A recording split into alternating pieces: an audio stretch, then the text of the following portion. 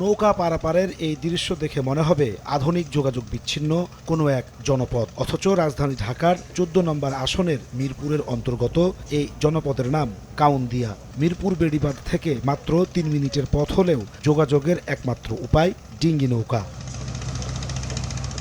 কাউন্দিয়া বনগ্রাম ইউনিয়নের ২২ গ্রামে প্রায় ৩ লাখ লোকের বসবাস। ব্যবসা বাণিজ্য কিংবা জরুরি কাজে প্রতিদিন ৫০ থেকে ৬০ হাজার মানুষকে যেতে হয় ঢাকায়।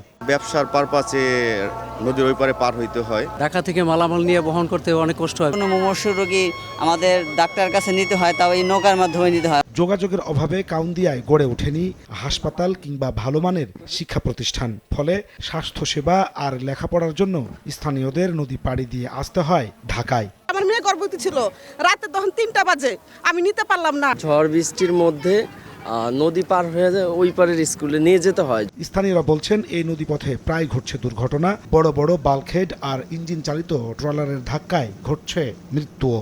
জাহাজ আসে বালুর, ওইগুলোর সাথে দেখা গেছে আমাদের বিভিন্ন সময় দুর্ঘটনা ঘটে।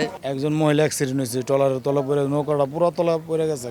রাজধানী উন্নয়ন কর্তৃপক্ষ রাজুক বলছে ২০১৫ সালের ট্যাপ নকশা অনুযায়ী এলাকাটি কৃষি জমির এরিয়াভুক্ত হওয়ায় সেতু নির্মাণে জটিলতা তৈরি হয়েছে।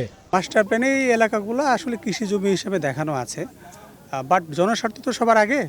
তো চেষ্টা করব আর কি, আমরা আমাদের সিনিয়র অথরিটি আছে, অথরিটির সাথে কথা বলবো। মহিলা আসনের স্থানীয় সংসদ সদস্যরা বলছেন কৃষি জমি সংক্রান্ত শর্ত কাউন্দিয়ার জন্য প্রযোজ্য নয়। ভোগান্তি লাঘবে আইন পরিবর্তনের দাবি তাদের। আইন যেটাই হোক জনগণের ঊর্ধ্বে কিছুই না, এটা কোরআন কিংবা বাইবেল না যে আইন চেঞ্জ করা যাবে না। পর্যবেক্ষণগুলো যথাযথভাবে সম্পন্ন হয়ে যাবে। এর মধ্যে আমরা রাজুকের সাথে, এলজেডির সাথে আরও মিটিং করবে। অতি শীঘ্রই এই ব্রিজের কাজটা হয়তো আমরা উদ্বোধন করতে পারবো। রাজুকের অনুমতি পাওয়া গেলে ২ সপ্তাহের মধ্যেই নির্মাণ কাজ শুরু করতে প্রস্তুত বলে জানিয়েছে এলজিইডি কর্মকর্তারা। ঢাকার মধ্য থেকেও কাউন্দিয়া যেন আলাদা এক ভিন্ন দ্বীপ। শুধুমাত্র ছোট্ট একটি সেতুর কারণে পিছিয়ে পড়ছে এই অঞ্চলের লাখ লাখ মানুষ।